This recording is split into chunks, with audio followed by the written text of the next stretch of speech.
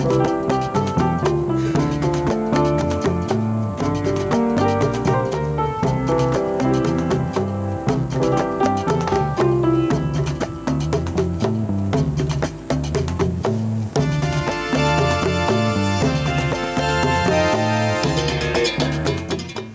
தமிழ் நேயர்களுக்கு அன்பு வணக்கம். இது நம் விருந்தினர் நிகழ்ச்சி. இன்றைய நிகழ்ச்சியில் வந்து சாதித்த வல்லுநர்கள் நிறைய பேரை நாம் சந்திச்சிட்டு இருக்கோம்.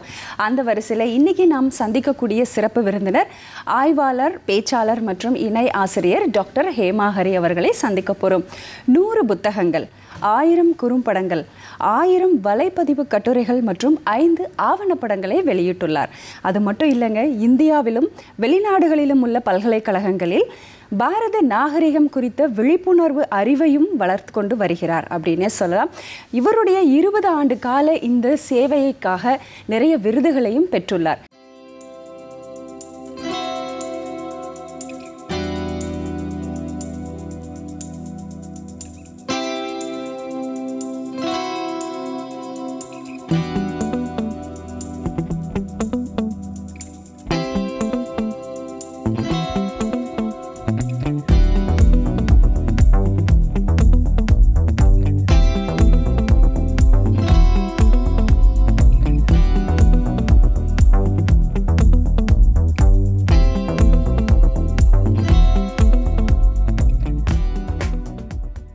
நம்முடைய சிறப்பு விருந்தினர் டாக்டர் ஹேமாஹரி அவர்களை சந்திப்போம்.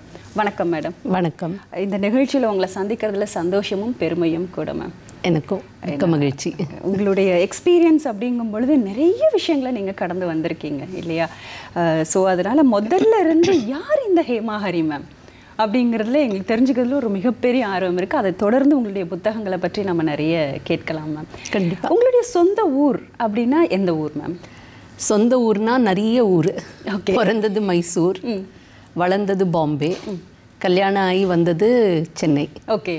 அண்ட் ஆஃப்கோர்ஸ் சென்னையிலேருந்து நிறைய ஊருக்கு ட்ராவல் பண்ணிட்டு, வெளிநாடு, இந்தியா எல்லாம் நிறைய ட்ராவல் பண்ணியிருக்கோம். ஸோ எது சொந்த ஊர் சொல்கிறது? எல்லாமே சொந்த ஊர் தான், எல்லாமே சொந்தம். ஓகே. யாதும் ஊரே யாவரும் கேளீர் அப்படிங்கிற மாதிரி. ஓகே மேம், இப்போது சொந்த ஊர் அப்படின்னு சொல்லும்போதே நீங்கள் இவ்வளோ சொல்லிட்டீங்க. அப்போ உங்களுடைய ஆரம்ப கால கல்வி அப்படின்னு சொல்லுவோம் இல்லையா, முதல் பிள்ளையார் சொல்லி போட்டது, அது எந்த ஸ்கூல், எந்த ஊர் மேம்?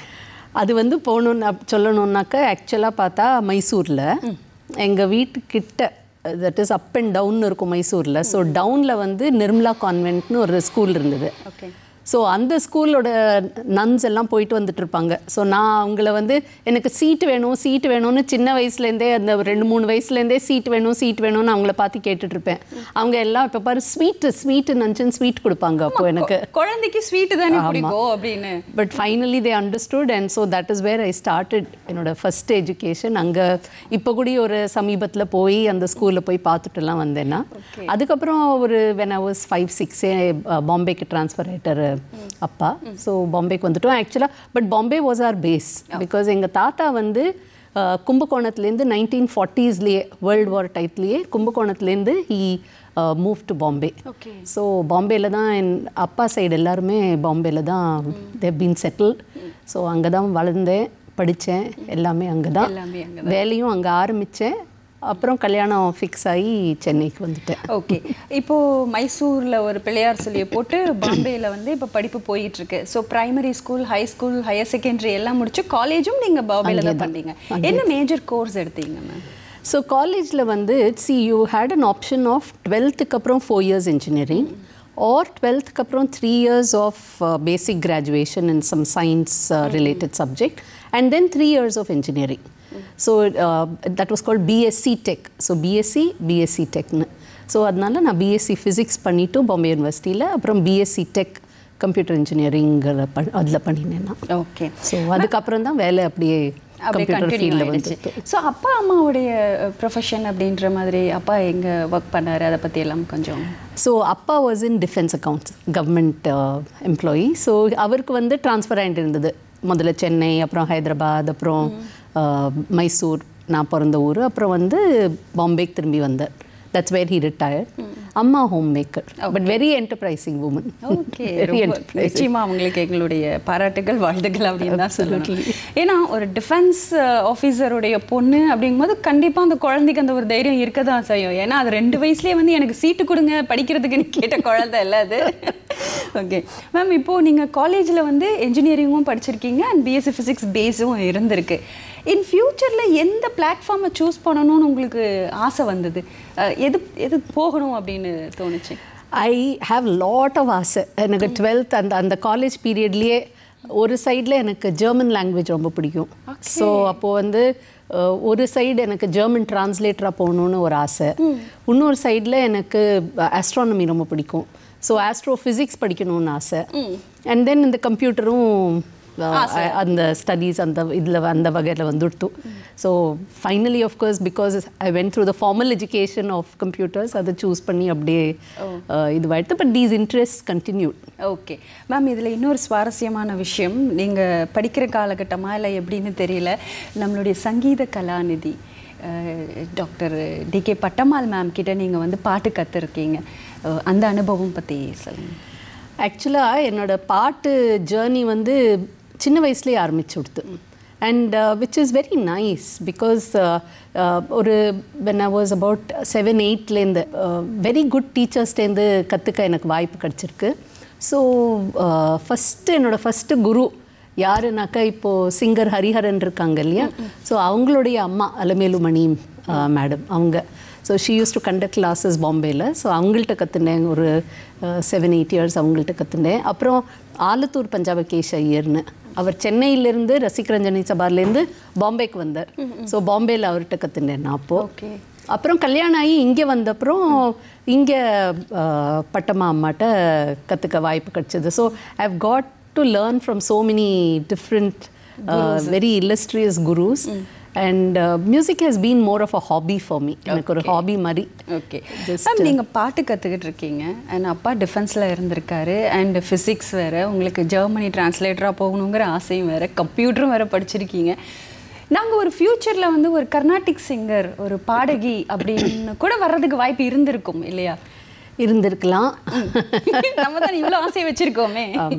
இருந்திருக்கலாம். ஆனால் இங்கே சொல்லுவாங்க எங்கள் பாட்டி வந்து தியாகராஜர் சுவாமி அவருடைய சிஷ்யாட்ட கற்றுன்னு இருந்திருக்காங்கன்ட்டு.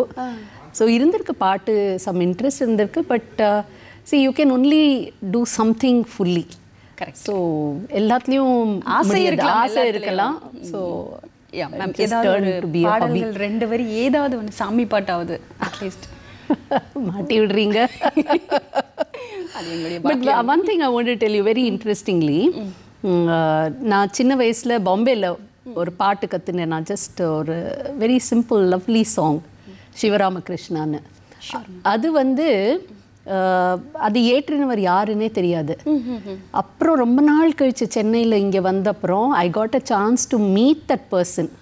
அந்த குருவே, அந்த பாட்டை ஏற்றினவர் அவர் உடுப்பியை சேர்ந்தவர். அவர் வந்து பண்டிட் பீம்சென் ஜோஷிட்ட கற்றுண்டவர். அவரோட ஃபர்ஸ்ட் டிசைபிள் ஆக்சுவலி குருகுலத்தில் இருந்து கற்றுண்டவர். அவர் வந்து சென்னையில் வந்து செட்டில் ஆகி he knows Hindustani and Carnatic எல்லாம் பண்ணி அவர்கிட்ட வந்து ஐ manage to meet him and now I am learning a few songs then and off and on when I can meet him. So இந்த மாதிரி நிறைய. அண்ட் இவர் வந்து வாகியக்காரர் ஆக்சுவலி. ஸோ வாகியக்காரர்னாக்க they compose their songs, they tune their songs and they sing that song also.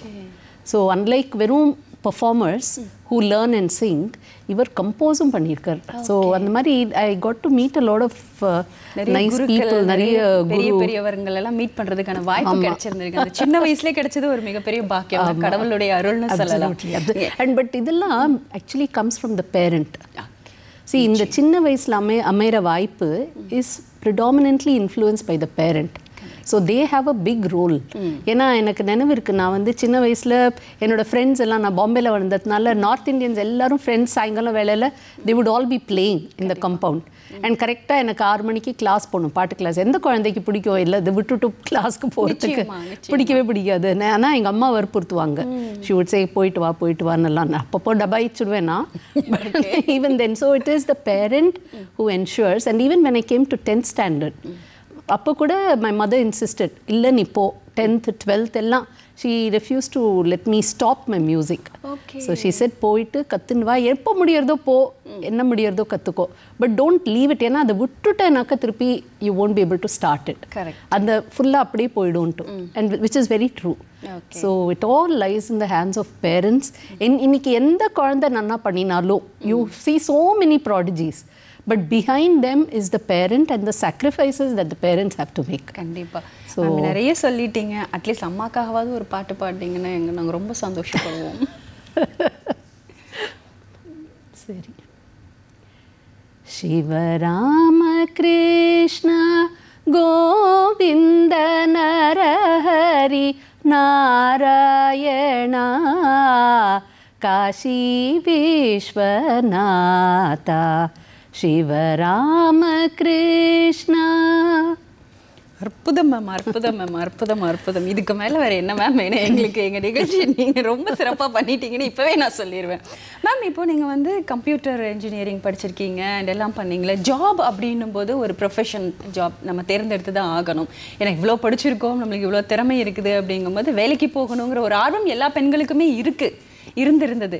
So நீங்கள் எந்த profession choose பண்ணீங்க, எப்போ ஜாயின் பண்ணீங்க, எங்கே ஜாயின் பண்ணீங்க? ஸோ நான் வந்து இது படிப்பு முடிக்கச்சே ஆக்சுவலாக எனக்கு இன்டர்ன்ஷிப்பே இருந்தது ஒரு 6 months. ஸோ அப்போ வந்து டாடா யூனிசிஸ்னு இங்கே நமக்கு மெப்ஸ் இருக்கிற மாதிரி பாம்பேயில் சீப்ஸ்னு உண்டு, எக்ஸ்போர்ட் ப்ராசஸிங் ஜோன். அண்ட் நான் வந்து என் காலேஜில் பிளேஸ்மெண்ட்க்கு I was in charge also. So I made sure we got everybody placed and all, and I got placed in this Tata Unisys. அங்கே முடிச்சோடனே அங்கே வேலை கொடுத்தாங்க. அண்ட் தென் அதே சமயம் எனக்கு டாடா கன்சல்டன்சிஸ்லேயும் கிடச்சிது பாம்பேயில். So then I chose Tata consultancy. And predominantly the choice இருக்குச்சு. ஆக்சுவலாக எனக்கு அப்போ டாடா யூனிசிஸில் சம்பளம் கூட இருந்தது.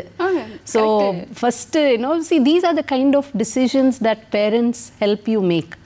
ஸோ இந்த ரெண்டுத்தையும் ஆஃபரை வச்சா அப்போது வீட்டில் அம்மா தாத்தா எல்லாம் அவங்கெல்லாம் பார்த்துட்டு அவங்க வந்து சரி இது சம்பளம் கூட, பட் ஆனால் டாடா கன்சல்டன்சிக்கு பிரான்ச்சஸ் நிறைய இருக்குது. ஸோ நாளைக்கு நீ கல்யாணம் ஆகி எங்கே போனாலும் டாடா கன்சல்டன்சியில் உனக்கு ஆப்பர்ச்சுனிட்டி இருக்குது, ட்ரான்ஸ்ஃபர் வாங்கிக்க, நீ இதுதான் எடுத்துக்கணும்னு the kind of influence my decision.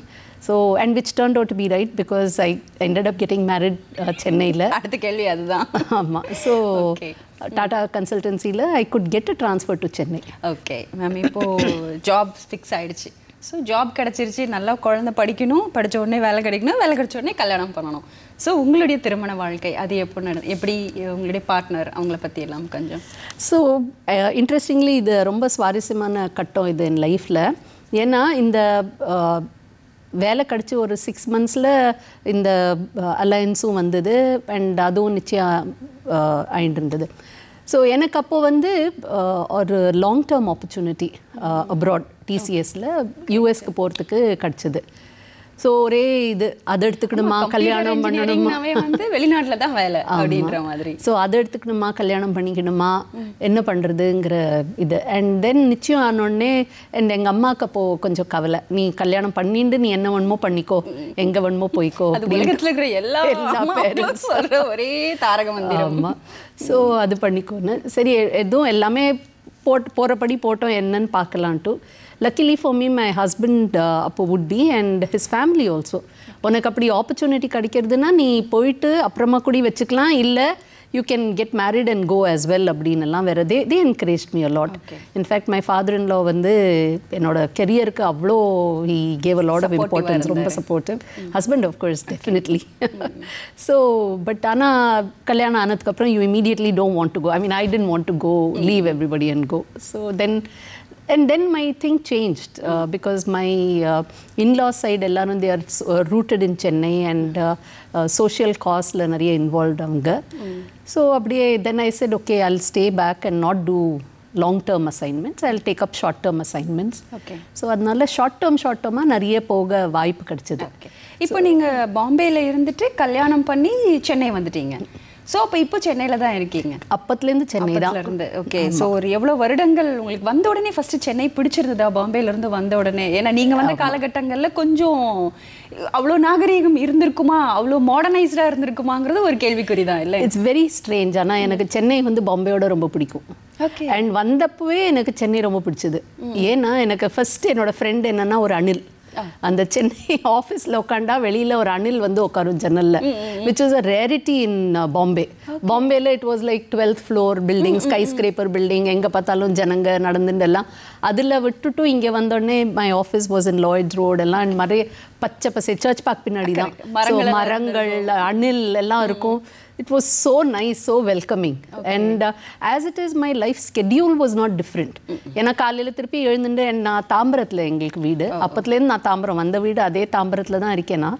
So தாம்பரத்துலேருந்து Chennai அதே 45 minutes commute and everything. So I didn't find anything very different, except that there was more greenery and life was more அது உங்களை இன்னும் நல்ல soothing pacing was very nice. Yes. Okay ma'am, இப்போ இவ்வளவு தூரம் நீங்க travel பண்ணி ஒரு பிடிச்சு ஒரு ஃபேமிலி லைஃப்ல இருந்துட்டு இருக்கும் பொழுது எப்படி நீங்க உங்களோட ட்ராக் இங்க வந்து பாரத நாகரிகம் அப்படிங்கிற ஒரு விஷயத்துக்குள்ள வந்தது? எங்க உங்களுக்கு அந்த ஒரு ஆர்வம், அந்த ஒரு இன்ட்ரெஸ்ட், இது எப்படி உங்களுக்கு சாத்தியமாகும் அப்படின்னு அன்னைக்கே தோணுச்சா, இல்லை யார் இதுக்கு காரணமாக இருந்தாங்க? அதை பத்தி எல்லாம் கொஞ்சம் சொல்லுங்க. ஸோ இந்த ஆக்சுவலாக என்னோட travels is what helped a lot. So ஒரு வாட்டியும் வெவ்வேறு கண்ட்ரிக்கு போயிட்டு இருந்தோம். And luckily my husband was in such a work that he could take some time off and join me at the end of my assignment or something. So அந்த இடத்துல இருக்கிற cultural இதை பார்ப்போம், அண்ட் அங்கே இருக்கிற அட்ராக்ஷன்ஸ், மியூசியம்ஸ் எல்லாம் பார்ப்போம். அவங்க எவ்வளோ அழகாக அவங்களோட நாகரிகத்தை பற்றி அவ்வளோ டிஸ்பிளே அவ்வளோ அழகாக காமிக்கிறாங்க. அவங்களோட பூர்வீகத்தையும் அவங்களுடைய பழமையையும் எல்லாத்தையும் ரொம்ப அழகாக அவங்க வெளிப்படுத்துவாங்க. அதே இது நம்மள்ட்ட அவ்வளோ விஷயம் இருந்தோம் நம்மளுக்கு. அதுவும் this was like in 25 years ago, 2000, அதுக்கு முன்னாடி எல்லாம் 90sலாம். ஸோ அப்போல்லாம் இந்தியாவில் அவ்வளோவா நமக்கு மியூசியம்ஸ் இருக்கும், பட் இந்த மாதிரி வெளிப்பட நிறைய டிஸ்பிளேலாம் இருக்காது. அண்ட் பேசவும் மாட்டாங்க நிறைய. It was confined with scholars, புக்ஸும் நிறைய இருக்காது. சோஷியல் மீடியா கேட்கவே வேணாம், அப்போல்லாம் இல்லை. So there was no way you could get this kind of information. So இதை பார்த்துட்டு then we said, and ஒரு இடத்துக்கும் போச்சு we found Indian footprints, நம்ம நாகரிக தொடர்பான evidences, connects நிறைய பார்த்தோம் நாங்கள். So then we were motivated ரெண்டு பேருக்கும். அண்ட் ஒரு வாட்டி நாங்கள் பெல்ஜியம்லேருந்து, ஏன்னா பெல்ஜியமில் there was this beautiful comic museum, டின்டினோடது. அவ்வளோ அழகாக ஒரு காமிக் கேரக்டரோடைய சரித்திரம், தட் இஸ் இந்த காமிக்கே எப்படி ஆரம்பித்தாங்க அதை பற்றியே ஒரு அழகான மியூசியம், ஒரு ஃபுல் டே அங்கே ஸ்பெண்ட் பண்ணலாம். ஸோ அதுக்கு அவ்வளோ இம்பார்ட்டன்ஸ் கொடுக்குறாங்க. இந்த ஹோல் சிட்டியை நீங்கள் போனீங்கன்னாக்க காமிக், அந்த டின்டின் கேரக்டர் அதை பற்றி ட்ரெயில் எல்லாம் இருக்கும். ஸோ அவ்வளோ அழகாக பண்ணச்சே. தென் நாங்கள் திரும்பி அப்போது ஜெர்மனியில் இருந்தோம். திரும்பி வர வழியில் இதை பற்றி பேசின்னு இருக்கச்சே ரெண்டு பேரும். தென் வி டிசைடட், அப்போ பாரத் கியானுங்கிற பேரே அந்த ட்ராமில் தான் உருவாச்சு. So we both said let's start compiling information. I mean we were already compiling, but ஒரு ஃபார்மலாக ஒரு ஃபோக்கஸ்ட் இனிஷியேட்டிவாக உட்காந்து லெட்ஸ் டூ இட்னு சொல்லி இந்த தனியார் தொண்டு நிறுவனம் ஒன்று நீங்கள் ஆரம்பிக்கும் பொழுது ஒரு கேள்வி வரும் இல்லையா, இதில் என்ன வருமானம் இருக்கும், இதை எப்படி நம்ம கொண்டு போக முடியும், இதுக்கு நிறைய வந்து எதிர்ப்புகள் வரலாம், இல்லை விமர்சனங்கள் வரலாம், நம்மளால் இது தாக்கு பிடிச்சி நிற்க முடியுமா, இது எவ்வளோ தூரம் இது மக்களுக்கு புரியும் அப்படின்ற ஒரு கேள்விகள் எல்லாம் வரும் இல்லைங்களா? அது எப்படி நீங்கள் ஃபேஸ் பண்ணீங்க? தொடர்ந்து 20 years plus நீங்க travel பண்ணிட்டு 25 years. ஸோ அந்த ஒரு சக்ஸஸ்ஃபுல் ஜேர்னி அதை பற்றி கொஞ்சம் சொல்லுங்க. இது வந்து ஃபஸ்ட்டு நாங்கள் வந்து இந்த கம்பைலேஷன் முதல்ல வந்து நாங்கள் ஒரு ரொம்ப குண்டு தைரியமாக ஆஹா இதை டிஸ்பிளே பண்ணால் போகிறோம்னு நினச்சோம். பட் டிஸ்பிளே பண்ணணும்னு வரைச்சே தான் வி ரியலைஸ், ஓ இந்த இன்ஃபர்மேஷனே இல்லை எடுத்து டிஸ்பிளே பண்ணுறதுக்கு. ஸோ இன்ஃபர்மேஷனே நம்ம தான் உட்காந்து சேகரிக்கணுங்கிற ஒரு விழிப்புணர்வு வந்தது. அப்போ தான் ஒரு பரவலாக இருக்குது, அதை ஒன்று சேர்க்கணும் அண்ட் நம் ஜென்ரல் பீப்புளுக்கு புரியற மாதிரி அதை கொண்டு வரணும். ஏன்னா ரொம்ப ஸ்காலர்லியாக இருந்தாலும், புக்ஸில் இருக்கிற மாதிரி இருந்தாலும், ஒரு ரொம்ப சாஸ்திரோத்தமாக இருந்தால் அதில் இந்த இன்ஃபர்மேஷன் இருந்தாலும் ஜென்ரலாக எல்லாருக்கும் புரியாது. அண்ட் நம்ம நாகரிகம் வந்து பியூட்டியே என்னன்னாக்க எல்லா லெவல்லையும் இருக்குது இன்ஃபர்மேஷன். ஒரே இன்ஃபர்மேஷன் எல்லா லெவல்லையும் இருக்குது. You have it as your common tradition, practice, நம்மளுடைய வழிமுறைகள்லேயும் இருக்குது அந்த இன்ஃபர்மேஷன். அதே இது நம்ம டெக்ஸ்ட் லிட்ரேச்சர்லேயும் இருக்குது, அதே இது நம்ம ஸ்பிரிச்சுவல் லெவல்லையும் இருக்குது. ஸோ எல்லாமே கூடு சேர்றது. பட் நம்ம எந்த லெவல்லேருந்து எடுக்கலான்னு நம்ம எடுத்துக்கிறதுல இருக்கு. ஸோ நம்ம வந்து அதனால் நாங்கள் அதை எடுத்து சேகரிக்கிறதுல இறங்கினோம். அண்ட் அந்த journey is going on for a long time and முடிவே இருக்காது இதுக்கெல்லாம். எவ்வளோ இன்ஃபர்மேஷன் இருக்கு. So the question was not about risk or anything. சி ரிஸ்க்குங்கிறது வந்து நம்ம வந்து ஒரு போட்டுட்டு அது வெளியில் ஒரு ரிட்டர்ன் ஆஃப் இன்வெஸ்ட்மெண்ட் பார்க்குறோங்க. பணத்தை போட்டுட்டு ரிட்டர்ன் ஆஃப் இன்வெஸ்ட்மெண்ட்டுங்கச்சே தான் நம்ம அந்த ரிஸ்க் மாதிரி பார்ப்போம். இதில் வந்து வி ஆர் ஷுர் நம்ம போட தான் போகிறோம், வெளியில் எடுக்கலாம் ஒன்றும் முடியாது, பறவை தான் போகிறது. ஸோ அந்த மாதிரி ரிஸ்க் அனாலிசிஸுங்கிறது ரொம்ப இதுவாக இல்லை. அண்ட் இதில் எதிர்ப்புங்கிறதுக்கு கூட நாங்கள் வந்து we were wanting to bring out the beauty in it. So யாரையும் குத்தம் சொல்கிறது எங்கள் இதில் நரேட்டிவ்லேயே கிடையாது. We are not political, we are not religious. So இந்த கண்ணோட்டத்தில் பார்த்தா தான் நிறைய அந்த எதிர்ப்பெல்லாம் வரும். So we purely go by நம்ம நாகரீகத்தில் இது ஏன் செஞ்சாங்க, இதில் என்ன நல்லது இருக்குது, அண்ட் அதை தான் வெளிப்படுத்துகிறோம். அதை என்ஹான்ஸ் பண்ணுறோம், அதை என்ஹான்ஸ் பண்ணி எல்லாருக்கும் எடுத்து கொடுக்குறோம் நாங்கள், அவ்வளோதான். ஸோ அதனால எதிர்ப்பு இது வரைக்கும் actually touch wood, thank god's grace. ரொம்ப அற்புதம், ரொம்ப தெளிவாக சொன்னீங்க மேம். மேம் நீங்கள் வந்து 100 புத்தகங்கள் வந்து எழுதியிருக்கீங்க, வெளியிட்டிருக்கீங்க. அப்படிங்கும்போது இது எப்படி சாத்தியமாச்சு மேம்? அதை பற்றி சொல்லுங்கள். நான் ஃபஸ்ட்டு புக்கு என்ன எழுதுனீங்க, அது எப்படி ஆரம்பிச்சிங்க, அதுக்கு காரணம் என்னங்கிறதெல்லாம் கேட்கலாம். ஆனால் இந்த 100 புக்கு இப்போ நீங்கள் திரும்பி பார்க்கும்போது 100 புக்ஸா அப்படின்ற ஒரு மலைப்பு வரும்ல, அது மலைப்பு திரும்பி பார்த்தா 100 புக்ஸ் எழுதியிருக்கோமேங்கிறதுல மலைப்பு வரல, இன்னும் எவ்வளோ இருக்கே எழுதுறதுக்குங்கிறதுல தான் மலைப்பு வருது. அற்புதம் மேம், அற்புதம் மேம். இந்த கான்ஃபிடன்ஸ் போறலையேன்னு போறோம், அதுல தான் மலைப்பு இருக்கு தவிர ஐ மீன் இன்னும் நிறைய இருக்கு பண்றதுக்குங்கிறதுல தான் ஒரு மலைப்பு இருக்கு. என்னன்னாக்கா நாங்கள் பண்ணுறது, நாங்கள் புஸ்தகம் எழுதணும்னு உட்காந்து எழுத மாட்டோம். ஓகே, நாங்கள் கண்ணு காது எல்லாம் just we keep it open. ஒரு இன்ஃபர்மேஷன் கிடைக்கிறதையும் we just gather. Okay. So அந்த இன்ஃபர்மேஷன், அந்த ஃபுல் இன்ஃபர்மேஷன் இருக்கச்சே எங்களுக்கு we are able to see a beautiful connect. Okay, நாங்கள் இதை தேடிண்டு போய் இதுதான் பண்ண போகிறோன்னு இல்லை. ஸோ ஏன்னா அந்த மாதிரி பண்ணவும் முடியாது, ஏன்னா every thing is so integrated. So கிடைக்கிறது எல்லாத்தையும் உள் வாங்கிக்கிறோம். ஸோ நடைமுறையில் இருக்கிறது நேராக கண் கொண்டு பார்த்து அனுபவித்த விஷயங்களை நீங்கள் புத்தகங்களாக வந்து எழுதியிருக்கீங்க. அது இன்னும் வேற இருக்குன்னு வேற சொல்கிறீங்க. ரொம்ப அற்புதம் மேம். அண்ட் உங்களுடைய இந்த ஆவணப்படங்கள் எல்லாமே வந்து நீங்கள் வெளியிட்டிருக்கீங்க, அதற்கும் எங்களுடைய வாழ்த்துக்கள். அண்ட் நீங்கள் ஆசைப்பட்ட மாதிரி இன்னும் நிறைய புத்தகங்கள் எழுதணும், நிறைய ஆவணப்படங்கள் எல்லாம் கொண்டு வரணும் அப்படிங்கிறது. அண்ட் இதற்காக நீங்கள் நிறைய விருதுகளும் வந்து வாங்கியிருக்கீங்க இல்லையா? அந்த விருதுகள் பற்றியும் சொல்லுங்கள் மேம். நிறைய பேர் எங்களுக்கு லைஃப் டைம் அச்சீவ்மெண்ட் அவார்டுன்னு கொடுக்குறேன்னு கொடுத்துருக்காங்க. ஓகே, அது நாங்கள் சொல்லுவோம். இப்போ நான் எங்களை பொறுத்த வரைக்கும் we still feel very young, அதுக்குள்ளே லைஃப் டைம் அச்சீவ்மெண்ட்னு இப்போ தானே ஆரம்பித்த மாதிரி இருக்கு. ஆமாம். So we have got awards from different இது. இன்னொன்று மெயினாக இப்போ என்னன்னாக்கா மினிஸ்ட்ரி ஆஃப் எஜுகேஷனில் உத்கர்ஷ் சம்மான்னு அவங்க ஒரு அவார்டு கொடுத்தாங்க டெல்லியில், பிராச்சிய வித்யா பூஷணம்னு. ஸோ ஏன்ஷியன்ட் நாலேஜோட இதுன்னு. ஸோ இந்த மாதிரி நிறைய இருக்குது. அப்புறம் இப்போ ரீசெண்டாக just few months ago Bhishma அவார்டுன்னு. ஓகே. ஸோ இந்த மாதிரி நிறைய பேர் பண்ணியிருக்காங்க. ஸோ எங்களுக்கு முன்னாடி நிறைய பேர், ஒருத்தர் பூனேல ஒருத்தர் வந்து இந்த மாதிரி அவரோட காலத்தில் ஒரு 18 volume history of the Indian civilisation அவர் இது பண்ணி கம்பைல் பண்ணியிருந்தார். அவர் இஸ் நோ மோர். ஸோ அவரோட ஃபேமிலி வந்து they have constituted this award for people who work on the Indian civilisation. ஸோ அந்த விருது இப்போ ஜஸ்ட் 3 months. உங்களுடைய உழைப்புக்கு இது ஒரு அங்கீகாரம் அப்படிங்கிறது. இன்னும் நிறைய விருதுகளும் வாங்கணும் அப்படிங்கிறது. நம்ம இவ்வளோ பிஸி ஸ்கெட்யூலில் வந்து நீங்கள் எங்களுக்காக நேரம் ஒதுக்கி நிறைய நாடுகளுக்கெல்லாம் நீங்கள் ட்ராவல் பண்ணியிருந்தாலும் அந்த அனுபவங்களை எல்லாம் சொல்லியிருந்தீங்க. கடைசி ஒரே ஒரு கேள்வி, சினிமா பார்க்குற பழக்கம் உண்டா? ஹாபிஸ் தனக்குன்னு ஒரு நேரம் இருக்கும்ல, அந்த மாதிரி ஏதாவது படங்கள் பார்க்குற பழக்கம் உண்டா? படங்கள் actually very interestingly my husband is a very keen watcher. அவருக்கு குட்டி ஏதாவது பார்த்தாலும் மனசில் நன்னா பதிஞ்சிடும். அண்ட் அவர் வந்து அதை நினைவு வச்சுப்பார்.